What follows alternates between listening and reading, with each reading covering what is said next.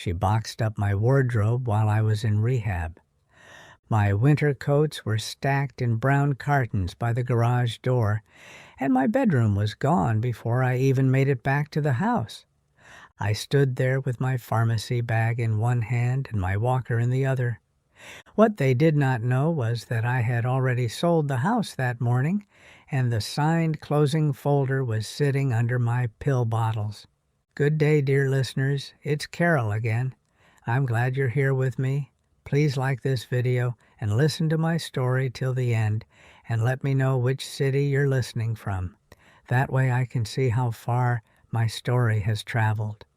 Now let me tell you how it all began. My name is Marlene Harper. I was 72 years old when this happened, and I lived in a brick ranch house outside Dayton, Ohio. It was not a fancy house. It had one low front porch, aluminum gutters that always needed cleaning, and a kitchen window over the sink where I had stood for more than 30 years. There was a dent in the pantry door from when my son Caleb was 11 and threw a baseball in the house after I had told him not to. There was a narrow coat closet by the hallway that never shut properly in winter because too many heavy coats were crammed into it. I knew every hinge, every crack, every draft. I thought that meant something. I thought being there that long made a thing settled. Looking back, that was the first mistake. A house can be paid off and still not be safe from the people who think they are already next in line. I had been a widow for 9 years. My husband, Frank, died of a stroke in late October, and after that I learned how quiet a house could be. Not peaceful, just quiet. Too quiet some nights. Frank had worked maintenance for the school district. I had done payroll and office work at a plumbing supply company until I retired. We were not rich people. We were not poor either. We had been careful. We paid extra on the mortgage when we could. We drove used cars. We kept one checking account for the house and another small savings account for emergencies. We did what many people of our generation did. We built a life, one bill at a time. Nothing dramatic, just steady. After Frank died, Caleb started coming by more often. At first, I was grateful. I really was. He would mow when the grass got ahead of me. He would carry the salt bucket in winter. He would ask if I had enough furnace filters or if my car needed oil. That was in the early period, before help became presence, and presence became opinion. He was 45 then, divorced once, working on and off in commercial flooring. He was never useless, but he was never steady either. There was always some explanation. A contract had ended. A payment was late. A truck repair had cost more than expected. He had a daughter in college and a support payment from years back. There was always some reason things were tight for him. Then he married Trina. I knew within the first 6 months that Trina liked control more than comfort. Some women like a home to feel warm. Trina liked a home to feel arranged. She was not messy, and she was not lazy. I will give her that. She liked labels on pantry bins. She liked matching towels.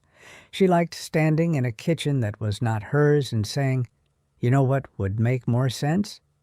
That sentence followed her everywhere. The first time she said it in my house was over my spice rack. She smiled and said, "You know what would make more sense? If all this was alphabetized." I laughed because that was a harmless thing.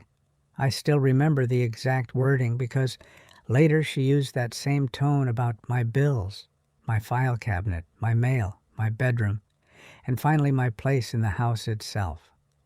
I had spent my life making excuses for people I loved. When Caleb and Trina first started bringing their 2 boys over every weekend, I was happy about it.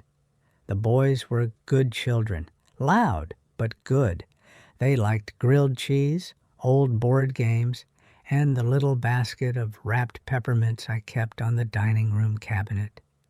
Trina would stand in my doorway with a tote bag and say, "Mom, we are just so overwhelmed right now."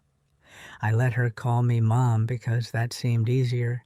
It seemed kinder. I did what many women of my generation were taught to do. I kept the peace. When Caleb needed a short-term loan for truck tires, I gave it.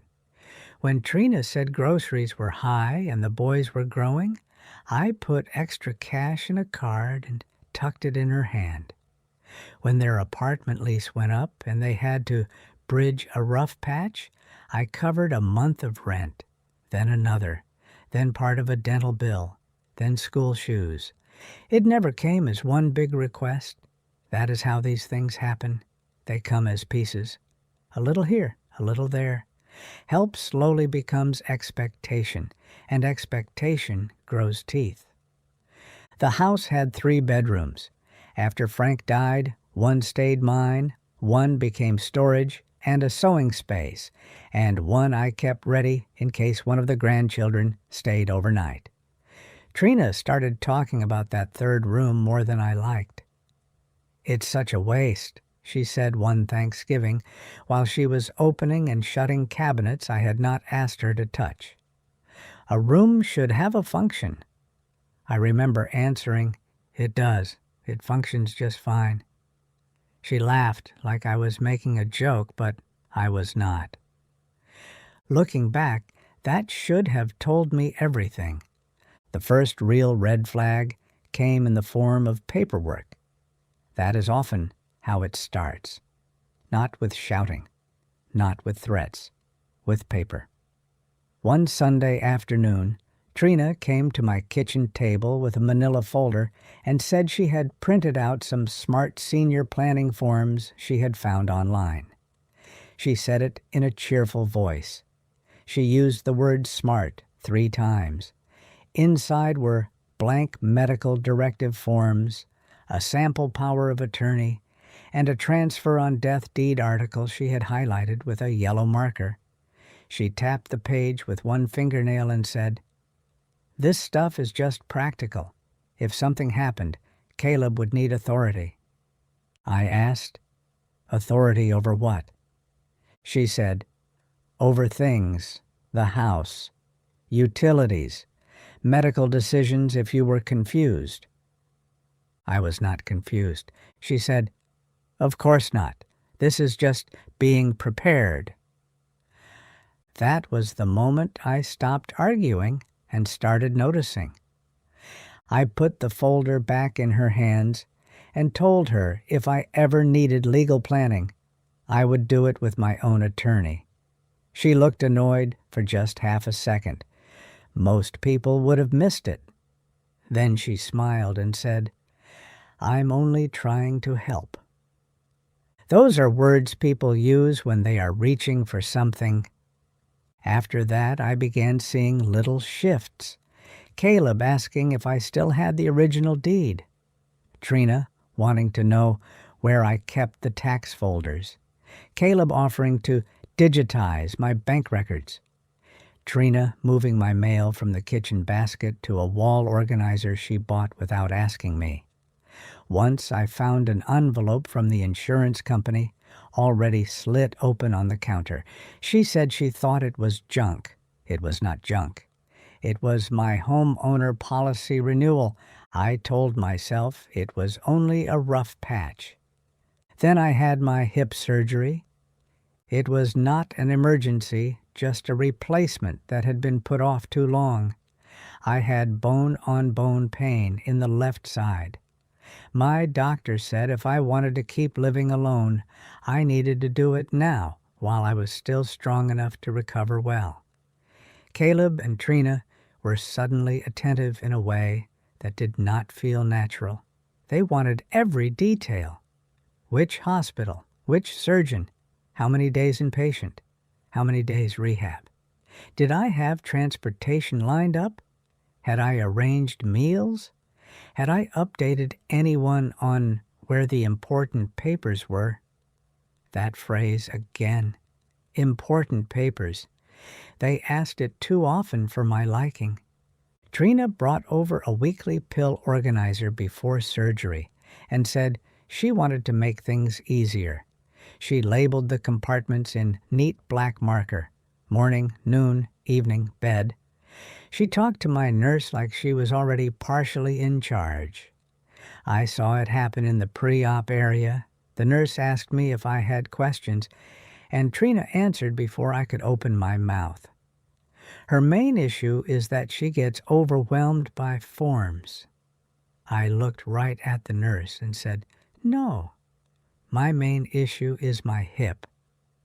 The nurse looked embarrassed. Trina laughed and touched my shoulder like I was being cute. That should have told me everything. The surgery went well. Rehab was supposed to be 7 days. It became 11 because my blood pressure dipped on the 3rd day, and I needed more monitoring before discharge. Caleb visited twice. Trina came once with a store bouquet that shed tiny yellow petals all over the windowsill. She spent more time asking about my discharge schedule than about my pain. She also asked whether the hospital had given me a folder with billing statements and whether she should take any of that paperwork home to sort. I told her no. I kept my own papers in the drawer beside the rehab bed, and when they gave me discharge instructions, I tucked them all into my pharmacy bag with my medications, because I had learned long ago that if something stays in your hand, it stays under your control. 3 days before I came home, my neighbor Evelyn called the rehab center. Evelyn had lived 2 houses down for almost 20 years. She was one of those women who never pretended not to see what was happening on a street. Not nosy in a mean way, just alert. She asked how I was feeling. Then she lowered her voice and said, "Marlene, I don't want to upset you, but there have been a lot of cars at your place. Caleb's truck, Trina's SUV, and one with a real estate magnate on the side." I sat up straighter in the rehab bed. I asked, "A real estate magnate?" She said yes, a white sedan. She had seen a woman walk up my front path with a slim folder and a measuring tape. She had also seen Caleb in my garage with the side door open, carrying boxes. I asked if anything had been taken out to the curb. She said not yet. Then she said something that stayed with me. It had the feeling of people making decisions before the person who owns the house got back. I still remember the exact wording. I called Caleb that evening and asked if anyone had been at my house. He said too quickly, "Just helping." I asked, "Helping with what?" He said, "Cleaning a little. Trina thought it would make your return easier." I asked if a realtor had been there. There was a pause. Then he said, "Not really a realtor, just someone Trina knows who gave general advice. The house is a lot for you, Mom." I did not answer for a second. Then I said, "Do not have anyone in my house without me there." He got defensive. "You can't handle all this alone right now." I said, "Watch me." He sighed like I was being difficult. Looking back, that was the first time he sounded less like my son and more like somebody already rehearsing a transfer. That night I did not sleep much. I kept thinking of my closets, my file drawer, Frank's old workbench in the garage, the silver frame on my dresser with our wedding picture. A house is not only a structure, it is where your records are, your medicines, your keys, your coats, your proof. People talk about home in emotional terms. What I learned is that home is also where your evidence lives. The next morning, I called my old friend Nancy Reed, who had worked in real estate closings for years before retiring. We had gone to high school together and met for coffee every few months. Nancy was one of the few people I trusted to speak plainly. I told her what Evelyn had seen. Nancy did not waste time soothing me. She asked if the house was still solely in my name. I said yes. After Frank died, the survivor deed put it in my name alone. She asked if I had ever signed a transfer on death deed, limited power of attorney, listing agreement, or anything allowing Caleb to represent me. I said no. She asked where my original deed and last year's tax statement were. I said in the file drawer in the hall cabinet. She was quiet for a second. Then she said, "Marlene, if you think they're circling, don't argue from the rehab bed. Decide what you want first." That was good advice. She also gave me the name of a realtor she trusted, a woman named Dana Mercer, who still did a lot of quiet, direct sales for older clients who wanted speed and privacy more than perfect timing. I called Dana that afternoon from the rehab common room while a television in the corner was playing some loud game show. I told her the truth. I told her I believed my son and daughter-in-law were trying to push a sale or room change while I was temporarily out of the house. I told her I wanted options, fast. Dana did not sound shocked. That told me she had seen versions of this before. She asked if I would consider selling on my own terms instead of waiting for family pressure to become a bigger problem. At first, the idea made me sick. That house was my whole adult life. But another thought came right behind it. Better to choose your own ending than have one chosen for you. Dana said she had a retired couple looking for a one-story home in my part of town, cash-heavy, flexible on minor updates, and able to close quickly if title was clean. I asked her how quickly. She said, "If I see the house tomorrow, and if you're serious, maybe very quickly." That should have scared me. Instead, it settled me, because I suddenly understood something. The house itself was the engine of the disrespect, not because Caleb needed it that day, but because he and Trina had already started treating it as future property. They were standing in rooms and thinking ahead of my death. They were doing math while I was learning to walk again with a metal joint. I told Dana to come the next morning. I did not tell Caleb. Dana met Evelyn at my front porch because I authorized Evelyn to let her in with the spare key I had once hidden in an old coffee tin in her garage years earlier for emergencies. Dana walked the house with Evelyn on speakerphone so I could hear room by room. Kitchen solid but dated. Hall bath clean. Roof older but serviceable. Basement dry. One cracked pane in the back storm door. She said the house would show better emptied of some furniture, but the bones were good. Then she said something that made my decision final. This is still clearly a house with one owner in charge. If you wait much longer while others start rearranging it, you may have a bigger problem than market timing. I asked what that meant. She said, "It means once family starts using your absence as authority, the practical mess grows." That afternoon, she presented a quiet offer contingent on a fast title check and a quick closing. It was under what a full-staged sale might have brought. I knew that. I was not a fool, but speed was not my loss. Delay would have been. I signed electronically from rehab with Nancy on the phone, and Dana walking me through each page. Listing agreement, purchase agreement, seller disclosures. occupancy terms giving me a few weeks after closing to arrange my move. Every signature felt strange, but also clean, nothing hidden, nothing for my safety, no one talking over me, just pages, dates, initials, decisions. I did what many women of my generation were not taught to do soon enough. I used paperwork before somebody else did. The title company moved faster than I expected.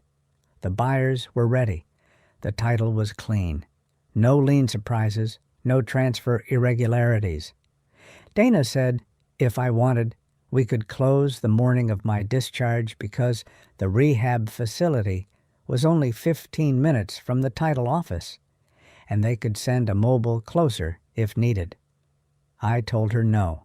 I wanted to be present and upright in a chair, not medicated in bed. So the plan changed. I would be discharged by 10:30. Dana would pick me up, and we would close before I went home. I did not tell Caleb because by then I understood that information was what they had been collecting from me. I was finished handing it over. In the days before discharge, the red flags kept coming.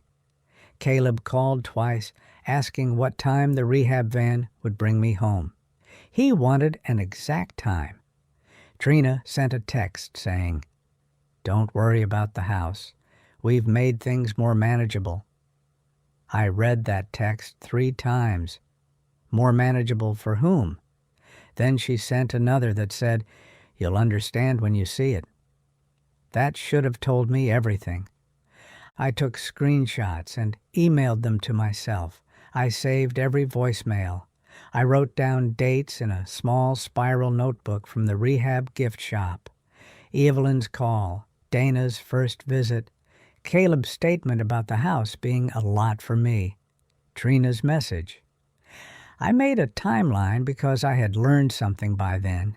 Memory is good, paper is better. On the last night in rehab, I barely slept, not because of pain, because I knew by noon my son and daughter-in-law were going to find out that the assumption they had been living inside was false. The house was not theirs to reorganize around. It was not even mine to be pushed out of anymore. It was sold. The morning of discharge, the nurse reviewed my medications and handed me a stapled packet. Blood thinner instructions, physical therapy schedule, follow-up appointment, prescription copies. I put everything in my pharmacy bag. Dana picked me up in a gray sedan at 10:40. She was in her early 60s, brisk without being cold. She smelled faintly of peppermint gum and printer ink. She drove me straight to the title office. Nancy was already there because she said no woman should sign away a house she earned without one steady witness at her elbow. The closing itself was plain. That is what I liked about it. No drama, no speeches, just a table, a stack of papers, a closer with glasses on a chain, a settlement statement, deed transfer forms, tax prorations, utility paperwork, and my driver's license on the table beside my hand. I signed and initialed until my fingers cramped. The buyers were kind. They were older than Caleb, younger than me. The wife said she loved the big kitchen window. I told her it got the best light in the morning. That was the hardest part, not the signing, the window. When it was done, the closer put the copies in a blue folder. Dana added the temporary occupancy agreement and the utility transfer confirmation. I tucked the whole folder inside my pharmacy bag because I did not want it visible. It fit behind the pill bottles and the discharge packet. Dana looked at me and asked if I was sure I wanted to go straight home after that. I said yes.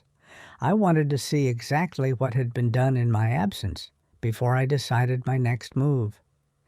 Nancy squeezed my hand and said, "Then let's go look at the truth." We pulled into my driveway a little after noon. Before I even got out of the car, I saw the garage side door propped open with a shoe. There were 2 brown moving cartons visible from the driveway, and one had black marker on the side, Winter. Another said Donate. My throat went dry. Dana helped me out slowly because of the hip. I used my walker and made my way to the side entry. Evelyn, bless her, was already at her porch pretending to water dead mums in June so she could keep watch without being obvious. The first thing I saw inside was my wardrobe, not hanging in my closet, folded badly and packed into boxes by category like I was dead or moving into one room somewhere. Sweaters, slacks, coats, scarves. My winter boots were in a trash bag. The cedar blocks I kept on the top shelf were loose in the bottom of one carton. Trina had even boxed the old navy coat Frank bought me the winter before he died, the one I still wore to church because it was warm and I did not care that it was outdated. She had made decisions about my things with a marker in her hand. Then I looked down the hallway and saw my bedroom, or rather, what had been my bedroom. The quilt my sister made me was gone. My reading lamp was gone. The chair by the window where I sat to put on my shoes was gone. In their place was a white crib, still in pieces in a corner, and a stack of plastic bins with baby clothes. The room looked halfway turned into a nursery. Not finished, but decided. I stood very still. I still remember the exact feeling, not shock, not at first. Recognition, because everything that had been implied in those small comments and helpful tones was now visible in one hallway. They had already assigned me an ending. That was the real insult, not the boxes, the assumption. Trina came out of the kitchen with a roll of packing tape in her hand. She stopped when she saw Dana, then looked at me, then at the walker. For 1 second, she seemed caught. Then she smiled that same managerial smile and said, "Oh, good, you're back. We've been getting things ready to make life easier." I asked, "Why is my wardrobe in boxes?" She said, "We talked about this, Marlene. Stairs, laundry, recovery, safety. The back room will be better for you, closer to the bathroom." There were no stairs in my house. That was the kind of lie that insulted a person twice. First, because it was a lie. Second, because it assumed you would accept it.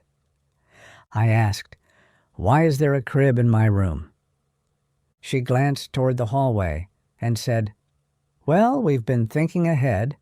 The boys need more structure, and I'm pregnant, though it's early. And with you needing more support, this arrangement just makes more sense now." Makes more sense now. There it was again. Caleb came in through the garage carrying another box and stopped cold when he saw me. He set the box down slowly. He did not hug me. He did not ask how I felt. He just looked from my face to the boxes, and then I watched him realize there were witnesses. Dana in the doorway, Evelyn across the yard, my expression. That should have told him everything, but he still chose the wrong road. He said, "Mom, don't make this a bigger thing than it is." I asked, "You packed my clothes." He said, "Only temporarily." I asked, "And my bedroom?" Trina answered for him. "You can't manage this whole house while recovering. We were trying to avoid upsetting you." I said, "That is interesting, since you began by packing my life into boxes." She crossed her arms and shifted her tone. The helpful one vanished. Honestly, someone had to make practical choices. You were not here. That was the central betrayal. Not shouted, not dramatic. Just calm theft dressed as competence. Someone had to make practical choices. I looked at Caleb and asked, "Did you agree to this?" He rubbed the back of his neck and said, "Mom, it's temporary. You need help. This house is too much." I had heard that sentence enough by then that it almost sounded rehearsed. I leaned on my walker, set my pharmacy bag on the hall table, and asked one more question. "Did either of you put this house on the market?" Silence. That told me more than words. Then Trina said, "We had one conversation, just one, to understand options." Dana spoke for the first time. "I'm Dana Mercer. I've already handled the actual option."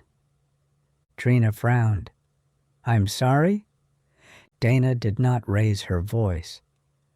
"Marlene sold the house this morning." It got very quiet.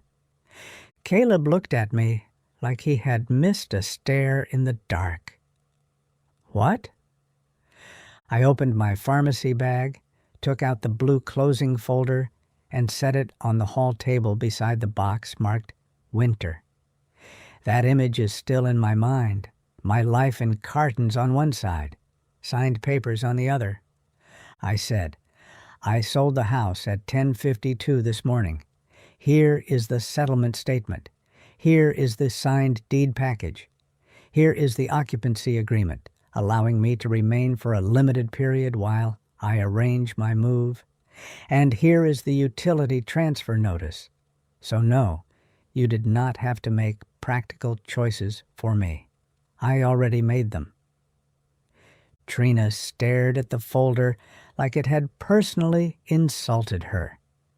Caleb blinked hard twice and said, "You sold my childhood home without telling me?" I said, "You turned my bedroom into a nursery without telling me." He opened his mouth, then shut it. That was the first proof beat, and it landed exactly as it needed to. Not because I argued better, because paper does not get flustered. But the scene did not end there. Trina recovered first. People like her usually do. She said, "You can't have done that if we were planning to move in and help you." I answered, "You were planning something. You never had authority." She said, "Caleb is your son." I said, "Caleb is my son. He is not my title." Dana opened the folder and laid out the top pages on the hall table. Purchase agreement, closing statement, temporary occupancy. The clean sequence of documents was better than any speech. Trina looked from page to page, but she did not reach out and touch them. That told me she understood enough to know they were real. Caleb said, more quietly now, "Why would you do this?" That question told me he still believed the story was about property value. It was not. It was about control. I told him because I got a phone call from Evelyn while I was in rehab, because a realtor was seen at my house without me, because my mail was being opened, because my room was being reassigned, because every helpful sentence coming out of this kitchen had your wife's fingerprints on it. That is why. He said, "You're overreacting." I reached into the pharmacy bag again and took out my little spiral notebook. Dates, times, texts, Evelyn's call, Trina's messages, his statement from the rehab phone call. I put that beside the closing folder. "No," I said. I started checking. That was the second proof beat. Then Evelyn, who had more sense than most, walked over carrying her phone and asked from the doorway if I needed her. I said yes. She stepped inside and said plain as day, I saw Trina's friend measuring rooms Tuesday, and I saw your boxes started Wednesday. She had taken 2 pictures from her front porch. One showed the white sedan with the real estate magnate. The other showed Caleb carrying boxes from the hall, timestamps visible. She did not need to say more. Third proof beat. Caleb looked embarrassed then, truly embarrassed, but still not honest. He said, "We were just trying to help." I said, "Help does not begin with my closet." Dana added, "Nor with a quiet market inquiry while the owner is in rehab." Trina's face hardened. "So what now? You want us out?" I looked at the nursery pieces in my old room and said, "Now we stop pretending you did this for me." That afternoon turned into 3 careful hours of sorting immediate facts. Dana called the title office from my kitchen and confirmed that closing had funded. She put the phone on speaker long enough for the closer to verify recording would be processed through the county that day or the next business day. Caleb heard it. So did Trina. That mattered. Not just my papers. Independent confirmation. One outsider after another. Documents speak louder when someone else reads the header. 4th proof beat. Then I called my attorney, Robert Leland. I had used him years earlier after Frank died. He was not dramatic either.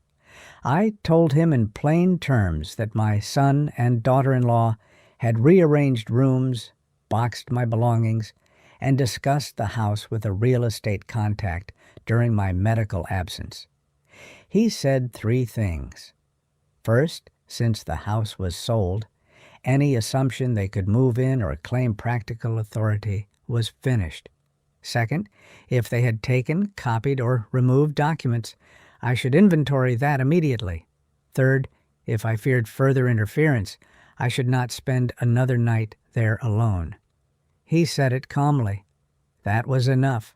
I began checking files before the day was over. The hall cabinet had been opened.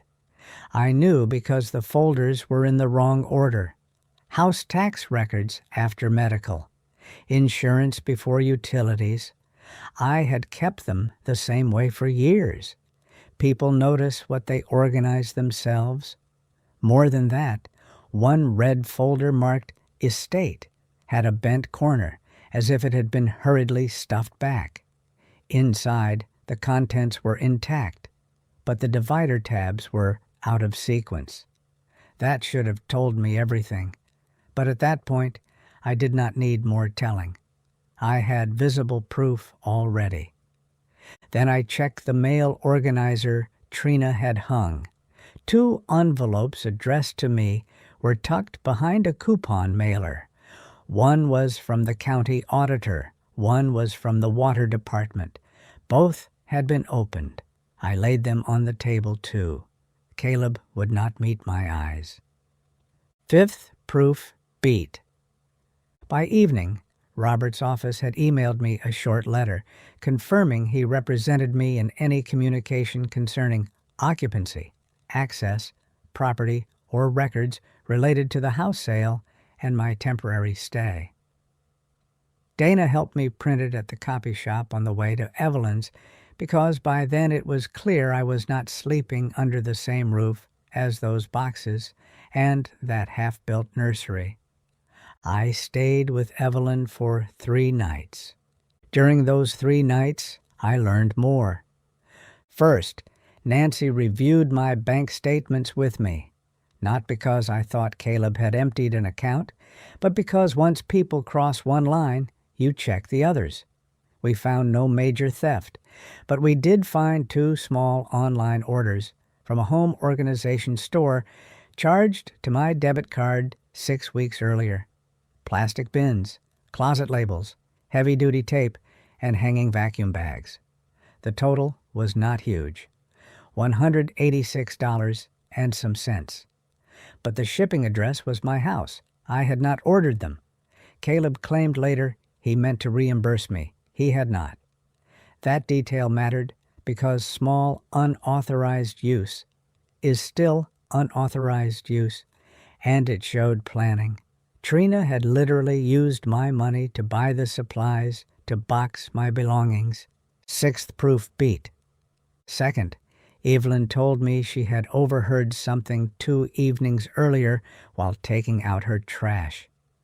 The garage side door at my place was open, and Trina had said, "We need her in the back room before the baby comes, or this house will never work." Caleb had answered, "Just don't push too hard until she signs something." Evelyn had not told me sooner because she wanted to be sure what she heard.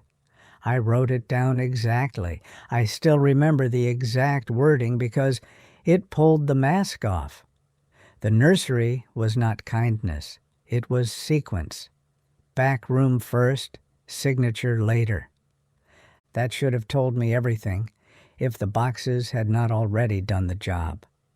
Third, Robert sent a paralegal to meet me and inventory the house files. We went back together with Dana present. Caleb was at work. Trina was there. She looked furious, but also careful now. That is what happens when people realize the room contains witnesses and paper. We inventoried the hall cabinet, my bedroom dresser, the garage lockbox where Frank used to keep appliance manuals and warranty papers, and the desk drawer in the kitchen. Nothing major was missing, but we found one thing that made Robert especially interested. On the kitchen counter under a grocery circular was a handwritten sheet in Trina's printing. It was not a legal document, just a list. Move Marlene Coates /transfer meds to Hallbath /ask Dr. Benton about in-home safety /check TOD deed /nursery wall color /boys bunk beds /ask Caleb about key copies. She had written it like a weekend project list. The key copies line sat there plain as day. I asked Trina, "Did you copy my keys?" She said we needed access in case of emergency. I asked, "How many copies?" She did not answer. Robert's paralegal photographed the sheet and placed it in a document sleeve. Plain proof. Not theatrical. Just her own handwriting. Sometimes people expose themselves because they think planning is the same as permission. Seventh proof beat. By then, the practical next steps were clear. I stopped thinking in terms of feelings and started thinking in tasks. Task 1. Secure my money. Nancy went with me to the bank, and I opened a new sole account at a different branch from the one Caleb knew. I moved the sale proceeds there after funding. I also changed online banking passwords, removed any remembered devices, and added verbal security notes. The branch manager printed confirmation. I put it in the folder. Task 2. Secure my mail. I filed a temporary forwarding order to Evelyn's address first, then to a small apartment I would later rent. I also notified the water, gas, electric, and insurance carriers in writing.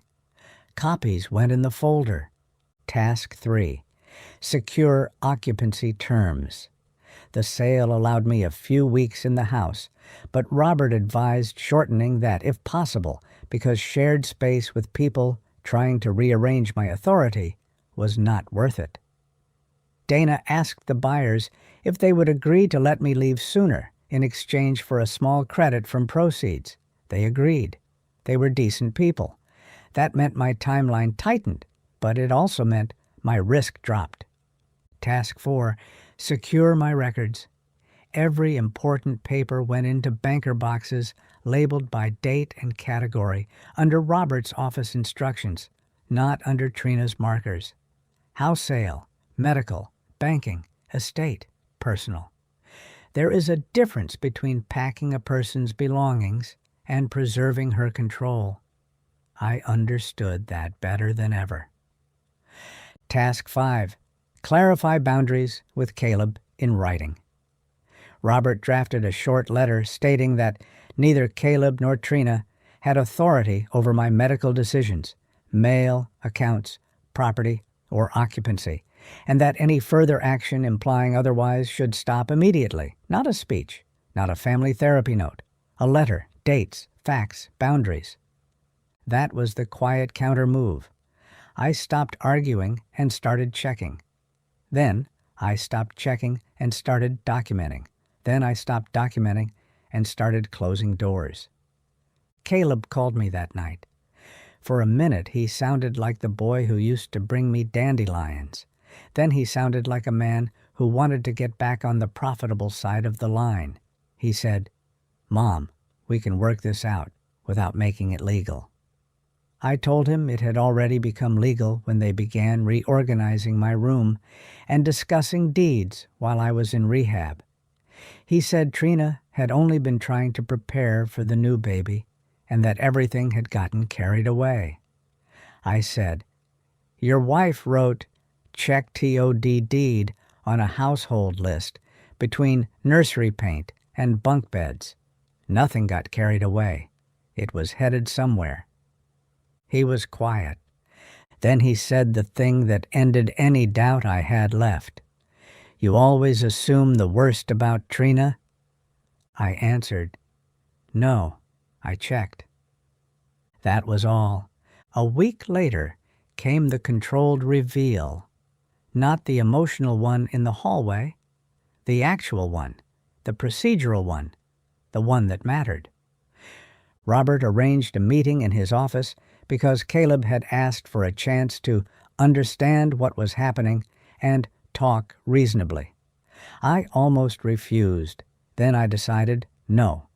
Better to let the record speak once and be done with it. Dana came. Nancy came. Robert sat at the head of the small conference table with a yellow legal pad. Caleb came alone at first, then Trina arrived 10 minutes late with that same purposeful stride she used when walking into rooms she planned to run. Robert began, not me. He laid out 4 categories. 1. House ownership and sale status. 2. Lack of authority granted to Caleb or Trina. 3. Documented actions taken during my medical absence. 4. Future contact and boundaries. Plain structure. That helped. It kept the room from becoming a family argument. First, he slid the certified preliminary recording copy of the deed transfer across the table. Then, the signed settlement statement. Then, the occupancy agreement and vacate amendment showing the revised date I had chosen. Then the bank confirmation that sale proceeds had funded into an account under my sole control. He did not embellish. He simply named each paper. Caleb's shoulders sank a little more with each page. Then Robert moved to the second set. My prior estate documents showing no power of attorney granted to either of them. My medical file summary naming my own direct contacts. The letter from his office stating neither of them had permission to act on my behalf. He looked at Caleb, not unkindly, and said, "Being her son does not create legal authority." Then came the third set. Trina's text message about making things more manageable. Evelyn's time-stamped photographs, the opened county and water envelopes, the debit card statements for packing supplies, the handwritten planning sheet with check TOD deed and ask Caleb about key copies. Robert set each page down one by one. No speech could have done what that stack did. Trina finally spoke. This is being framed in the ugliest possible way. Robert said, "It is being framed in the most accurate available way." She said, "We were trying to prepare for a safe transition." Nancy, who had mostly stayed quiet, said in that flat Ohio tone I knew well, "You do not begin a safe transition by boxing a woman's winter coats while she is learning to walk again." That landed hard. Then Robert asked the direct question, "Were keys copied?" Caleb answered this time, "Yes, I had one made." "How many?" "One for me." Trina said nothing. That told its own story. Robert asked, "Were real estate options discussed with a third party while Marlene was in rehab?" Trina said, "An informal conversation." Robert replied, "In her absence, without permission, while her bedroom was being converted." No one answered. I did not give a speech. I did not cry. I did not ask why. Those are questions for people who still think the answer will help. By then, I knew enough. The practical reveal had already happened. All that remained was correction, so I said one sentence. "You treated my recovery like an opening." The room stayed quiet after that. Robert then read the future terms. Caleb and Trina were not to enter the property without prior written arrangement. No further handling of my mail, medical papers, or financial documents. No representation of authority to doctors, banks, buyers, or agencies. Any remaining personal items they had touched or stored were to be returned in original condition. Caleb asked if I was cutting him off. I said, "I am cutting off access. Respect can still be rebuilt. Access cannot." That was the truest thing I said in the whole story. The actual move out of that house happened faster than I had once imagined possible. But when a house stops feeling like shelter, speed becomes mercy.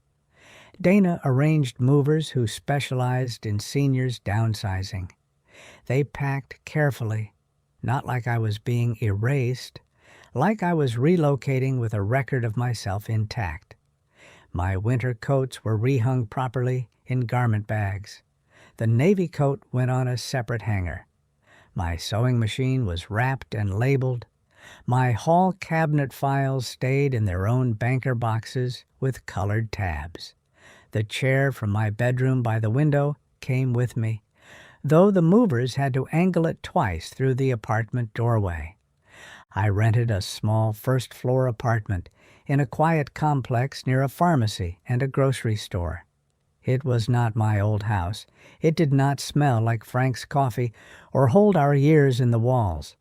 But it was mine in the only way that mattered now. No one was measuring rooms in my absence. No one was writing nursery plans over my name. No one was saying, "We already arranged it." Peace is not always warmth. Sometimes it is control over your own keys. The aftermath was practical. I changed my will. Caleb remained in it, but not in the way he had once assumed. A modest fixed bequest, nothing more. The rest went into a simple trust structure with charitable gifts and specific provisions for the grandchildren's education, administered by a neutral fiduciary. I updated my medical directives. I named Evelyn first for practical contact and Nancy second. I added a letter of instruction that said clearly no child or in-law was to move into my residence, reorganize it, or manage my personal property during any medical absence without written instruction signed by me and confirmed by my attorney. That may sound cold. It was. Cold is useful when warmth has been used against you. I also filed a report with the bank on the unauthorized debit card charges for packing supplies. Not because I cared about the $186 in the end, but because small theft is still theft, and records matter. Caleb paid it back within 3 days after Robert's office sent notice. Again, no speech, no apology worth hearing. Just a reimbursement and silence. That told me what I needed to know. For a few months, Caleb sent careful messages on holidays. Hope you're well. Thinking of you. The boys miss you. I answered some of them, not all. I saw the boys in neutral places, a diner, a park, once the public library. I did not let Trina arrange it. I did not go to their house. I did not invite them to mine. Boundaries are easiest to explain in legal language, but they have to be lived in ordinary places. That part is harder. Still, I learned. The buyers of my old house sent me a note 6 months later. They had planted mums by the porch. The wife wrote that she kept the kitchen window clear because the morning light was too pretty to block. That was the only part that hurt in a clean way. Not the betrayal, the leaving. But even that pain was simpler than the kind of pain that comes from being slowly pushed into a back room of your own life. I learned late, but not too late. People talk about greed as if it arrives in a loud voice. In my life, it came in practical language. It came in labels and folders and talk about safety. It came in, "This makes more sense now." It came with packing tape.